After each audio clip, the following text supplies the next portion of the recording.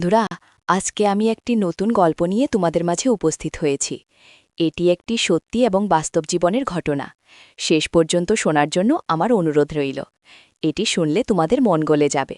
দেরি না করে চলো শুরু করা যাক। গভীর রাতে হঠাৎ আমি অনুভব করলাম কেউ আমার দরজায় জোরে জোরে আঘাত করছে। আমি ভেবেছিলাম হয়তো আমার স্বামী হবে।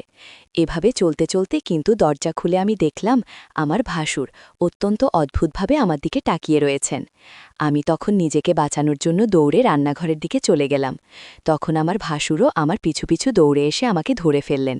তিনি আমাকে মাটিতে জোরে ধাক্কা দিয়ে ফেলে দিলেন। আমার সাথে তিনি যা করলেন তা শুনলে বন্ধুরা তোমাদের মাথা গরম হয়ে যাবে। বন্ধুরা, গল্পটি অনেক অনেক ইন্টারেস্টিং। আমি আশা করি গল্পটি শুনে তোমরা অনেক মজা পাবে। তবে গল্পটি শোনার পূর্বে বন্ধুরা তোমাদের নিকট আমার একটি ছোট্ট অনুরোধ আছে। তোমরা দয়া করে আমার চ্যানেলটি সাবস্ক্রাইব করে আমাকে সাপোর্ট করবে। বন্ধুরা, আমার নাম অনন্যা। আমার বিয়ে হয়েছে ৩ বছর আগে। বিয়ের ৩ বছর পর হঠাৎ করে আমার ভাসুর আমার দিকে খারাপ নজরে তাকাতে শুরু করলেন। আমার স্বামীর সামনে আমার ভাসুর আমার সঙ্গে খারাপ কিছু করতে চাইতেন, কিন্তু আমার স্বামী আমার ভাসুরকে কিচ্ছু বলতো না। আমার স্বামী এতটা দুর্বল চরিত্রের পুরুষ ছিল যে সে নিজেই আমাকে তার দাদার হাতে সুপে দিতে চেয়েছিল। আসলে আমার স্বামী এবং আমার ভাসুর যখন তারা দুজনে স্বেচ্ছায় একে অপরের সঙ্গে নোংরা সম্পর্কে জড়িয়ে গিয়েছিল, তখন আমরা কেউই সে কথা জানতাম না। একদিন যখন আমার ভাসুর ঘরে ছিল না, তখন আমার স্বামীও যেটা নিয়ে একে অপরের সঙ্গে খারাপ সম্পর্ক ছিল, এবং আমার ভাসুর নিজের চোখে নাকি তাদের দুজনকে একসঙ্গে দেখেছিল। তখন আমার ভাসুর আমার স্বামীকে অনেক মেরেছিল। আসলে আমার ভাসুর এবং আমরা আলাদা বাড়িতে থাকতাম। আমরা একটি ছোট গ্রামে থাকতাম, এবং আমি যেই গ্রামে থাকতাম তার পাশের গ্রামে অরুণ নামের একটি ছেলের সঙ্গে আমার বিয়ে হয়েছিল। অরুণ ছিল পরিবারের ছোট ছেলে, এবং আমার ভাসুরের নাম ছিল বিক্রম। বিয়ের ২ বছর পরে আমি একটি কন্যা সন্তানের জন্ম দিয়েছিলাম, কিন্তু আমার ভাসুর এবং আমার ভাসুরের স্ত্রীর কোনো বাচ্চা হয়নি। তা নিয়ে আমাদের অনেক আগে বিয়ে হয়েছিল। তারপরে তাদের কোনো সন্তান হয়নি। কিন্তু আমার শাশুড়ি এই ব্যাপারে কোনোদিন আমার ভাসুর এবং আমার ভাসুর স্ত্রী নিয়ে কিচ্ছু বলেননি, কারণ আমার শাশুড়ি খুবই ভালো মনের মানুষ ছিলেন।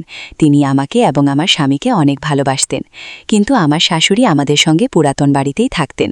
আমার ভাসুর যেটাই নিজ বাড়িতে থাকত, সেই বাড়িটা আমাদের এই পুরাতন বাড়ি থেকে কিছুটা দূরে ছিল। সেদিন দুপুরবেলা আমার ভাসুর হঠাৎ করে আমার স্বামীকে নিয়ে নিজের বাড়ি থেকে বের করে টানতে টানতে আমাদের এই পুরাতন বাড়িতে নিয়ে আসে। তার আগে আমি জানি না কেন আমার স্বামী বাইরে থেকে অনেক দ্রুত দৌড়ে এসে বাড়ির ভেতরে ঢুকে রুমে এসে দরজা লাগিয়ে হাঁপাতে লাগলো, এবং আমাকে বলল আমাদের বাড়িতে কেউ এলে দরজা খুলবে না। আমি বললাম ঠিক আছে। ঠিক ওই সময় আমাদের দরজা এত জোরে ধাক্কা দিতে লাগলো যে আমার স্বামীর বারণ করা সত্ত্বেও আমাকে বাধ্য হয়ে বাড়ির দরজা খুলতে হয়েছিল। আমি যখন বাড়ির দরজা খুললাম তখন আমার ভাসুর ধাক্কা মেরে আমার স্বামীকে ঘরের ভিতরে ফেলে দিল। আমি তখন রেগে আমার ভাসুরকে বললাম, দাদা, আপনি এটা তেমন ব্যবহার করছেন, দিদিকে এভাবে ধাক্কা দিচ্ছেন কেন? ওই সময়ে আমার ভাসুরের চোখে অনেক বেশি রাগ ছিল। তারপরে তিনি অনেক রেগে চিৎকার করে আমার স্বামীকে ডাক দিলেন। আমার স্বামী যখন তার ঘর থেকে বের হয়নি, তখন আমি ভাসুরকে জিজ্ঞেস করলাম, কি হয়েছে? আমাকে কেউ কিছু বলবে? আমার ভাসুর তখন রেগে আমাদের রুমের দরজা ভেঙে দিয়ে আমার স্বামীর কলার ধরে ঘর থেকে বের করে তাকে জোরে ধাক্কা দিয়ে বলল, তোমার স্বামী আর আমার বউ, এরা দুজনে মিলে আমাকে ঠকিয়েছে। একে তো আমার ভাই বলতে ঘেন্না হচ্ছে, একে তো আমি আজ প্রাণে মেরে ফেলব। আজ আমি একা ছাড়ব না। সাহস কি করে হলো আমার বউয়ের সঙ্গে বাজে সম্পর্ক করার? সবকিছু শোনার পরে তো আমি মাথায় হাত দিয়ে বসে পড়েছিলাম, কারণ স্বপ্নেও ভাবতে পারিনি আমার স্বামী এরকম কিছু একটা নোংরা কাজ করবে, তাও আবার তার নিজের বৌদির সঙ্গে। তারপর আমার স্বামী নিজের ভুল বুঝতে পেরে আমার ভাসুরকে বলল, দাদা, আমি ভুল করেছি, আমাকে ক্ষমা করে দাও। আমার ভাসুর তখন বলল, এটা ভুল নয়, অনেক বড় অপরাধ করেছিস, আর এটার শাস্তি তো পেতেই হবে। তাই আমি এক্ষুনি পঞ্চায়েতে যাব, আর তোর ব্যাপারে সবকিছু সত্যি কথা বলে দেব। পঞ্চায়েতের নাম শুনে তোমার স্বামী অনেক ভয় পেয়ে বলল, দাদা, তোমার পায়ে ধরছি, তুমি আমাকে যা শাস্তি দিবে আমি মাথা পেতে গ্রহণ করে নেব, কিন্তু তুমি দয়া করে পঞ্চায়েতে যেও না। ওই সময় আমার স্বামী আমার ভাসুরের পা ধরে বলল, আমি ভুল করেছি, আমাকে ক্ষমা করে দাও। এই কথাটাকে আর বাড়াবাড়ি করো না, তাহলে আমাদের বাড়ির মান সম্মান কিছুই থাকবে না। আমার ভাসুর তখন আমার স্বামীর চুলের মুঠি ধরে বলল, মান সম্মান আর কিছু বাকি রয়েছে কি? সব কিছু তো শেষ করে দিলি। তুই যার সঙ্গে মুখ কালো করেছিস ওর সঙ্গে থাক। ওই সময় আমার শাশুড়ি ঘরে ঢুকে আমার ভাসুর এবং আমার আমার স্বামীকে জিজ্ঞেস করলেন, কি হয়েছে তোরা, এভাবে চিৎকার চেঁচামেচি ঝামেলা করছিস কেন? আম্মু দিকে আমার শাশুড়ি আমাকে মাথায় হাত দিয়ে কাঁদতে দেখে আমার কাছে এসে জিজ্ঞেস করলেন, বৌমা, তুমি এভাবে মাথায় হাত দিয়ে কাঁদছ কেন? কেউ তোমাকে কিছু বলেছে? এই বাড়িতে কি চলছে? আমার ভাসুর তখন রেগে আমার মাকে বলল, তোমার ছোট ছেলে আর তোমার বড় বৌমা দুজনে মিলে আমাদের ঠকিয়েছে। আমি নিজের চোখে দুজনকে একসঙ্গে সবকিছু করতে দেখেছি। আমার শাশুড়ি তখন আমার স্বামীর কাছে এসে বললেন, ছি ছি ছি ছি, তুমি এরকম করবে? আমি তো কোনোদিন ভাবতেও পারিনি আজ তোমার জন্য আমার বাড়িতে এত বড় অশান্তি আর ঝামেলার সৃষ্টি হয়েছে। তারপর আমার স্বামী ভাসুরের পা ধরে বলল, দাদা, তুমি যা বলবে আমি তাই করব, কিন্তু দয়া করে পঞ্চায়েতে যেও না। আমার ভাসুর তখন বলল, তুই যেমন আমার মান সম্মান নষ্ট করছিস, ঠিক অন্যরকম আমিও তোর মান সম্মান নষ্ট করে দেব। যতক্ষণ না আমি নিজের বদলা নেব ততক্ষণ আমি তোকে ছাড়ব না। আর আমার বদলা তখনই পুরা হবে যখন আমি তোর বউয়ের সঙ্গে বাজে কাজ করতে পারবো, তবে তুমি বুঝতে পারবে কতটা কষ্ট হয়। ভাসুরের মুখ থেকে এরকম নোংরা কথা শুনে আমি রেগে গিয়ে বললাম, আপনার কি মাথা খারাপ হয়ে গেছে নাকি? এটা কোনো সমস্যার সমাধান নয়, আপনি আরও বেশি সমস্যা তৈরি করছেন। আর আপনি আমার ভাসুর হয়ে এত অশ্লীল কথা কিভাবে বলতে পারলেন? আমার স্বামী তখন আমার কাছে এসে বলল, দাদা যেটা বলছে তোমাকে সেটা করতে হবে, নইলে দাদা যদি পঞ্চায়েতের কাছে চলে যায় তাহলে আমাদের কি দুর্গতি হবে সেটা তুমি খুব ভালোভাবে জানো। ওই সময় আমার শাশুড়ি বললেন, ছি ছি ছি, আমার ছেলে তোদের মতো ছেলে হবার থেকে আমি বোনথাই ভালো ছিল। ভালোই হয়েছে যে তোদের বাবাই পৃথিবীতে নেই, না হলে তোদের এই কুকর্ম দেখে তার জান কেঁপে যেত। আমি তখন বললাম, যা কিছু হোক না কেন আমি নিজের মান সম্মান নষ্ট করব না, তাতে আমার ভাসুর যা কিছু করুক না কেন, প্রয়োজনে আমি আমার নিজের জীবন ত্যাগ করে ফেলব, কিন্তু তাদের ফাঁদে পড়ে আমি মরে গেলেও কোনো অশ্লীল কর্ম করব না। আমার ভাসুর তখন আমার স্বামীর কাছে এসে বলল, তুই নিজের বউকে ভালোভাবে বুঝিয়ে দে, আর তা না হলে আমি কিন্তু এক্ষুনি পঞ্চায়েতের কাছে যাব। আমার স্বামী তখন বলল, তোমাকে আমার দাদার কথা মানতেই হবে। আমি তখন রেগে আমার স্বামীর গালে একটা থাপ্পুই মেরে বললাম, পাপ করেছ তুমি, আর শাস্তি পাবো আমি। এমন ধরনের বিধান আমি মরে গেলেও এই কাজ করব না। তোমার চরিত্রে দাগ আছে, কিন্তু আমি কোনোদিন আমার চরিত্রে দাগ লাগতে দেব না। আর এই জন্য আমাকে যা করতে হয় আমি তাই করব। আর তোমার মতো পুরুষের সঙ্গে আমার সংসার করার না করার সমান। তুমি কেমন স্বামী, নিজের স্ত্রীর মান সম্মান অন্য কারো হাতে তুলে দিতে চাইছ? সেই ভগবান যেন তোমার মতো স্বামী আর অন্য কোনো মেয়ের কপালে না দেয়। আমি তখন আমার স্বামীর দিকে রেগে গিয়ে বললাম, শুধুমাত্র তোমার জন্যই আজ আমাদের বাড়িতে এত অশান্তির সৃষ্টি হয়েছে, আর তোমাদের ভুলের জন্য আজ আমার মান সম্মান নিয়ে লোকে খেলতে চাইছে।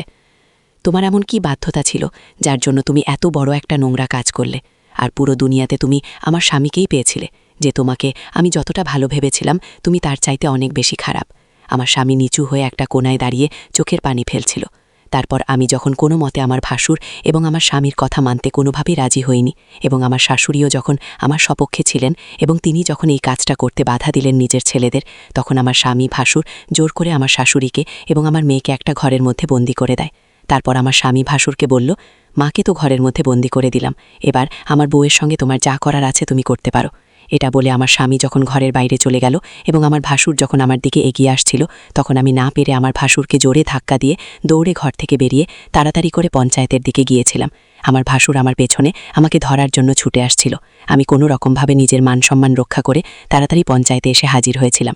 আমি ভেবেছিলাম পঞ্চায়েত আমার সঙ্গে ন্যায্য বিচার করবে, কিন্তু পঞ্চায়েতে আমাদের ব্যাপারে সব কথা শোনার পরে যা সিদ্ধান্ত নিয়েছিল সেটা শুনে তো আমার পায়ের তলা থেকে যেন মাটি সরে যাবার অবস্থা হলো। সবকিছু শোনার পরে পঞ্চায়েত আমার ভাসুরকে জিজ্ঞেস করল যে সে কি চায়। আমার ভাসুর তখন জোর গলায় করে বলল, আমার ভাই যেমন আমার বউয়ের সঙ্গে বাজে কাজ করেছে, ঠিক তার বউয়ের সঙ্গে আমিও এরকম কাজ করতে চাই, তবেই আমার সঙ্গে ন্যায্য বিচার হবে। পঞ্চায়েতে যিনি প্রধান ছিলেন তিনি তার সহকর্মীদের সঙ্গে কিছু আলোচনা করার পরে ঘোষণা করলেন যে আমার ভাসুর যেটা বলছেন সেটাই হবে। ওটা শোনার পরে তো আমি পঞ্চায়েতকে বলেছিলাম, আপনারা এটা ঠিক করছেন না, আপনারা আমার সঙ্গে অন্যায় করছেন। আমার স্বামী এবং আমার ভাসুরের স্ত্রী ভুল কাজ করেছে, কিন্তু এটার শাস্তি আমি কেন পাবো? আমার সঙ্গে এত বড় পাপ কাজ আপনারা করতে পারেন না, তাই আমি পুলিশের কাছে যাব, কিন্তু আমার সঙ্গে এত বড় অন্যায় আমি কোনো মতেই হতে দেব না। সবকিছু আমি জেনে নেব। পঞ্চায়েত কিন্তু আমার সঙ্গে কোনো উপকার করল না, কিন্তু এরপরে জানি না কি হয়েছিল। ওদিকে আমার ভাসুরের স্ত্রী কি শাস্তিস্বরূপ পঞ্চায়েতের প্রধান আর তার সহকর্মীরা পঞ্চায়েতের ঘরে তাকে বন্দি করে রেখেছিল। আমি যখন পঞ্চায়েতের আদেশ মানতে রাজি হইনি তখন পঞ্চায়েতের প্রধান বলে দিয়েছিল যে গ্রামের কোনো মানুষ যাতে আমাদেরকে সাহায্য না করে, গ্রামের কোনো দোকানদার যাতে আমাদের কাছে কোনো জিনিস বিক্রি না করে, এমনকি গ্রামের যে টিউবওয়েল থেকে আমরা জল তুলে আনতাম সেটাও আমাদেরকে বারণ করে দিয়েছিল। আসলে আমাদের গ্রামের মানুষেরা পঞ্চায়েতের প্রত্যেকটা আদেশ খুব ভালোভাবে মেনে চলত। তাছাড়া আমাদের কাছে আর কোনো উপায় ছিল না।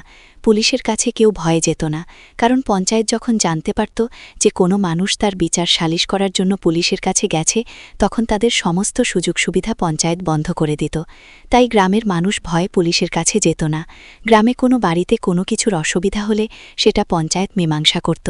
এমনকি কেউ যদি পুলিশের কাছে যেতে চাইত তাহলে পঞ্চায়েত তাকে কঠিন শাস্তি দিত। পঞ্চায়েতে যা কিছু মীমাংসা হয়েছিল সবকিছু শোনার পরেও আমার স্বামী কাপুরুষের মতো চুপচাপ দাঁড়িয়েছিল। আমার তো এটা ভেবে আশ্চর্য লাগছিল, একটা মানুষের সঙ্গে এটমছর সংসার করার পরেও সে কিভাবে নিজের বউকে ধোঁকা দিতে পারে। শুধু তাই নয়, নিজের কুকর্ম করার পরে তার সমস্ত কুকর্মের ফল আমার ঘাড়ে চাপিয়ে দিতে পারে। সে যদি ভুল করার পরে নিজের ভুল স্বীকার করে নিয়ে শাস্তি ভোগ করে নিত, তাও আমি তাকে ক্ষমা করে দিতাম। কিন্তু আমার স্বামী এতটা স্বার্থপর যে নিজেকে কঠোর শাস্তির হাত থেকে বাঁচানোর জন্য আমাকে বলিয়ে দিতে চেয়েছিল। ওদিকে আমি মনের মধ্যে জেদ করে নিয়েছিলাম যে যাই হয়ে যাক না কেন আমি নিজের ভাসুরের কাছে নিজেকে সঁপে দিতে পারব না। আর অন্যদিকে আমার ভাসুর আমার স্বামীর সঙ্গে বদলা নেওয়ার চক্করে আমাকে নষ্ট করার জন্য উঠে পড়ে লেগেছিল। আর পঞ্চায়েতের নির্দেশ অনুযায়ী গ্রামের কেউ আমাদের সাহায্য করতে রাজি হয়নি। গত 2 দিন থেকে আমি, আমার শাশুড়ি ও আমার মেয়ে আমরা না খেয়ে দিন কাটাচ্ছিলাম। আমাদের বাড়ির সমস্ত খাবার শেষ হয়ে গিয়েছিল। আমার শাশুড়ি যখন গ্রামের দোকানে গিয়েছিল চাল ডাল কেনার জন্য, তখন কেউ আমাদের খাবার দেয়নি, কারণ গ্রামের পঞ্চায়েত বলেছিল আমাদের যদি কেউ সাহায্য করে তাহলে আমাদের মতো তাদেরও অসহায় করে ছেড়ে দেবে। ওই ভয়ে কেউ আমাদের সাহায্য করেনি। আমার 4 বছরের ছোট্ট মেয়েটা না খেয়েই দিন কাটিয়েছিল। ওদিকে আমার স্বামী শাশুড়ির ভয়ে আমাদের বাড়ি ফেরেনি। তারপর সেদিন সন্ধেবেলায় আমাদের বাড়ির দরজায় যখন কেউ ডাক দিচ্ছিল, তখন দরজা খুলে দেখলাম আমার স্বামী বাইরে দাঁড়িয়ে আছে। তাকে দেখে তো আমার পুরো শরীর রাগে জ্বলছিল। সে তখন আমাকে ধরে বলল, দয়া করে তুমি পঞ্চায়েতের কথা মেনে নাও এবং আমার দাদার সঙ্গে এই কাজটা করে নাও। মাত্র 1 দিনের তো ব্যাপার, প্লিজ তুমি আমার প্রতি দয়া করো। আর তাহলে আমি মরে যাব যদি তুমি এই কাজটি করো। তাহলে আমাদের সবকিছু ঠিক হয়ে যাবে, আবার সবকিছু আগের মতোই হয়ে যাবে। না হলে আমাদের না খেয়ে মরতে হবে, আমার মেয়েটারও কষ্ট হবে। আমি তখন স্বামীর কাছ থেকে নিজেকে ছাড়িয়ে নিয়ে বললাম, ঘোষামুদ আর আমাকে ছোঁয়ার চেষ্টা করবে না। আজ তোমার পাপের ভাগী আমরা সবাই হয়ে গেছি, আর তোমার জন্য আমার মেয়েটা কষ্ট পাচ্ছে। ছি, ঘৃণা হচ্ছে আমার তোমাকে দেখে। আমার স্বামী তখন আমার দিকে আঙ্গুল দেখিয়ে বলল, সব দোষ তোমার। তুমি যদি দাদার পরামর্শ মেনে নিতে তাহলে আজ এত খারাপ দিন আমাদের দেখতে হতো না। আমি তখন স্বামীকে বললাম, তুমি কি ধরনের স্বামী যে কোনো রকম দ্বিধাবোধ ছাড়াই নিজের স্ত্রীকে নিজের দাদার কাছে বিক্রি করে দিতে চাইছ? প্রত্যেকটা স্বামীর কর্তব্য হচ্ছে তার স্ত্রীর মান সম্মান রক্ষা করা, কিন্তু তুমি এতটা নির্দয় নিষ্ঠুর অনিচ্ছে নিজের মান সম্মান নিজের হাতে নষ্ট করার জন্য উঠে পড়ে লেগেছ। আমি তোমাকে কোনো দিন ক্ষমা করতে পারব না। তুমি আমার চোখের সামনে থেকে দূর হয়ে যাও, নইলে আমি ধাক্কা মেরে তোমাকে বাড়ি থেকে বের করে দেব। ওই সময় আমার শাশুড়ি ঘর থেকে বেরিয়ে এসে তার ছেলেকে দেখে অনেক রেগে গিয়ে ভিতর থেকে একটা লাঠি এনে বললেন, বেরিয়ে যা এখান থেকে, না হলে এই লাঠি দিয়ে তোর পিঠের ছাল আমি তুলে নেব। বেরিয়ে যা আমার চোখের সামনে থেকে, আমি তোর মুখ দেখতে চাই না। ওই কথাটা বলে আমার শাশুড়ি আমার স্বামীকে বাড়ি থেকে বের করে দিয়ে ভিতর থেকে দরজা লক করে আমাকে ধরে কাঁদতে শুরু করলেন। আমার শাশুড়ি মা আমার মাথায় হাত বুলিয়ে বললেন, আমি যতদিন বেঁচে আছি তোমার সঙ্গে অন্যায় হতে দেব না। আমি তোমার নিজের মা না হতে পারি, কিন্তু আমি তোমার শাশুড়ি মা। তোমার জায়গায় যদি আমার মেয়ে হতো তাহলে আমি তাকে এভাবেই রক্ষা করতাম। আমি তোমার নিজের মেয়ে না হলেও তুমি তো অন্য কারোর মেয়ে, তাই তুমি একদম চিন্তা করো না। এই বলে আমার শাশুড়ি নিজের হাত থেকে লাঠিটা ফেলে দিয়ে ঘরের ভেতরে চলে গেলেন। আমি তো কিছুই বুঝতে পারছিলাম না যে এবার আমি কি করব। একবারের জন্য আমি ভেবেছিলাম আমার বাবা মায়ের কাছে আমি চলে যাব, কিন্তু আমার বাবা মা তো নিজেরাই খুব অসহায় ছিলেন, তাদের বয়স হয়েছিল। আমার বাবা মা বৃদ্ধ হবার কারণে কাজ করতে পারতেন না, এবং আমার দাদা তাদের থাকা খাওয়ার দায়িত্ব নিয়েছিল। ওই অবস্থায় আমি যদি বাবা মায়ের বাড়ি চলে যেতাম তাহলে হয়তো তাদের উপরেই বোঝা হয়ে যেতাম। এই ভেবে আমি বাবা মায়ের কাছে যেতে পারিনি। সেদিন রাতের বেলা আমাদের বাড়িতে খাবার ছিল না। যে 2টো মুড়ি রাখা ছিল সেই 2টো মুড়ি জলে ভিজিয়ে আমার মেয়েকে খাইয়ে ঘুম পাড়িয়ে দিয়েছিলাম। এদিকে আমার শাশুড়ি ও আমি সেদিন রাতে না খেয়েছিলাম। তারপর অর্ধেক রাতে মনে হলো আমাদের দরজায় কেউ জোর করে ধাক্কা দিচ্ছে। তখন মনে হয়েছিল হয়তো আমার স্বামী আবার বাড়ি ফিরে এসেছে। দরজায় শব্দ পেয়ে আমার মেয়ে ও শাশুড়ি উঠে যাবে এই কথা ভেবে আমি তাড়াতাড়ি ঘরের দরজা খুলতেই তাকে দেখে ভয়ে আমার শরীর কেঁপে উঠল। কারণ দরজা খুলতেই দেখলাম আমার ভাসুর দাঁড়িয়ে আছে এবং সে আমাকে দেখে বলল, দেখো তুমি আমার ভাইয়ের বউ, এটা আমি খুব ভালোভাবে জানি, কিন্তু আমার মান সম্মান এবং আমার জীবন নষ্ট করেছে তোমার স্বামী, সেটার বদলা আমি নেবই। তাই তোমাকে আমার সাথে রাত কাটাতেই হবে, নইলে না খেতে পেয়ে আমাদের সবার অবস্থা নাজেহাল হবে, আর তোমার মেয়ে না খেয়ে মারা যাবে। তাই তুমি যদি তোমার মেয়েকে একটু ভালোবাসো তাহলে আমার সাথে রাত কাটানোর জন্য রাজি হয়ে যাও, না হলে আমি তোমার সাথে জোর জবরদস্তি করে সম্পর্ক করতে বাধ্য হয়ে যাব। তারপর আমি ভাসুরকে বললাম, আমার মেয়ের চিন্তা আপনাকে করতে হবে না, আমার মেয়ের জন্য এখন আমি বেঁচে আছি, নইলে কবে মরে যেতাম। ভাসুরের কথা শুনে আমি তাড়াতাড়ি রান্নাঘরের দিকে যাচ্ছিলাম, তখন তিনিও ছুটে ছুটে আমার পেছনে আলেন। আমি বুঝে গিয়েছিলাম যে তিনি যেভাবেই হোক আজকে আমার সাথে খারাপই করে ছাড়বেন। আমি অনেক চিৎকার চেঁচামেচি করার পরেও কেউ আসছিল না, কারণ গ্রামের সবাই আমাদেরকে বয়কট করেছিল, কারণ আমি পঞ্চায়েতের বিচার মেনে নিইনি। এই কারণেই গ্রামের সবাই আমাদের প্রতি বিরূপ ছিল। তারপর আমি ভাবলাম, যেহেতু আজকে আমি আমার ভাসুরের হাত থেকে কোনোভাবেই রক্ষা পাব না, আর এদিকে আমার কারণে আমার মেয়ে, আমার শাশুড়ি সবাই না খেয়ে আছে, সব কিছু চিন্তা করে দেখলাম আমি যদি আমার ভাসুরের সাথে এরকম কাজ করি, তাতে যদি আমার স্বামীর কোনো আপত্তি না থাকে, তাহলে আমি আর কি করব।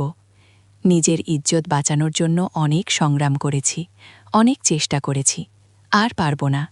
এখন যা করে ভগবানের ইচ্ছা। এই সব কিছু চিন্তা করে আমি আমার ভাসুরের সাথে বাজে কাজ করতে রাজি হয়ে গেলাম। আমার ভাসুর এতটা শক্তিশালী ও ক্ষমতাশালী ছিল যে মনে হচ্ছিল যেন আমার উপরে একটি ঘূর্ণিঝড় বয়ে যাচ্ছিল। আমি আমার ভাসুরকে বললাম, দয়া করে আপনি একটু সহনশীল হন, আমার অনেক কষ্ট হচ্ছে। তারপরেও আমার ভাসুর আমার সাথে সারা রাত ইচ্ছে মতো এক অদ্ভুত কাজ করেছিল। মনে হয় অনেকটা রাগে আমার সাথে এরকম করেছিল। তারপর আমার ভাসুর শান্ত হয়ে সবকিছু মেনে নিয়েছিল। তারপর আমাদের পরিবারে আবার আগের মতো শান্তি হয়ে উঠেছিল। পরিশেষে আমি তোমাদেরকে বলবো বন্ধুরা, কেউ মরে পাবে, আবার কেউ মরে ধরে পাবে। আমার অতীতে একই অবস্থা হয়েছিল আমার স্বামীর পাপের কারণে। এর শাস্তি আমাকে ভোগ করতে হয়েছিল। বন্ধুরা, আমি তোমাদের কি বলবো, হয়তো তোমাদের জীবনে আমার মতো এরকম ধরনের ঘটনা ঘটতে পারে। তাই আমি তোমাদেরকে বলবো, তোমরা অবশ্যই পরিস্থিতিতে সাবধানতা অবলম্বন করার চেষ্টা করবে। বন্ধুরা, আজকে এই পর্যন্তই। আবারও আসবো তোমাদের মধ্যে নতুন কোনো ভিডিও নিয়ে। ভিডিওটি যদি তোমাদের ভালো লাগে তাহলে একটি লাইক দাও। প্রতিদিন আমি তোমাদেরকে একটা করে নতুন গল্প উপহার দেব। তাই তোমাদেরকে অনুরোধ করে বলছি, তোমরা যদি এরকম ধরনের ইন্টারেস্টিং গল্প পেতে চাও তাহলে দয়া করে আমার চ্যানেলটি সাবস্ক্রাইব করো। পরিশেষে তোমাদের